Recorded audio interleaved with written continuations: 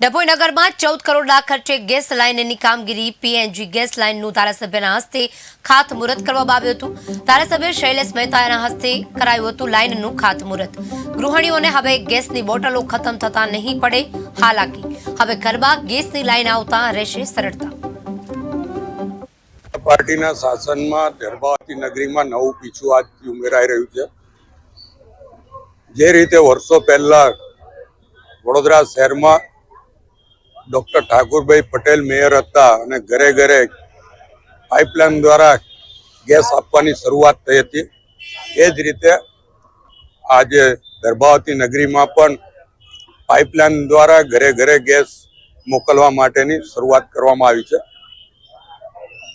Vadodara gas limited જે ગેલ અને Vadodara municipal કોર્પોરેશનનું સંયુક્ત સાહસ છે, એના દ્વારા દરબાવતી નગરીને 14 કરોડના ખર્ચે પાઇપલાઇન નાખીને આ ગેસ ઘરે ઘરે આપવાની શરૂઆત કરવામાં આવશે।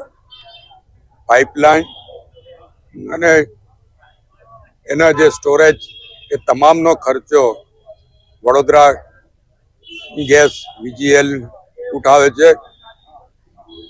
જે લોકો કનેક્શન લેશે એ કનેક્શનનો ખર્ચો જ એમણે આપવાનો રહેશે અને દર મહિને રેગ્યુલર ગેસ બિલ ભરવાનું રહેશે। પણ જે બોટલો લાવવામાં આવે છે ને ઘણીવાર બોટલો મળતા નથી હોતા ને તકલીફો પડે છે, એમાંથી લોકોને મુક્તિ મળશે।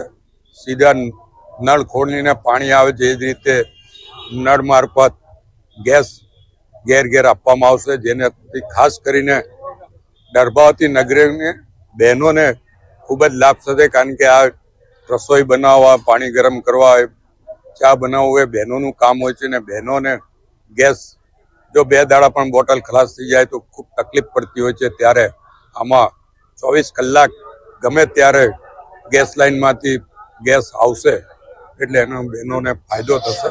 ત્યારે આજના દિવસે હું વડોદરા ગેસ લિમિટેડનો પણ આભાર માનું છું કે અમારી રજૂઆતને માન આપીને એમણે દરબાવતી નગરીને પસંદ કર્યું છે ને એમાં ઘેર ઘેર ગેસ આપવાની શરૂ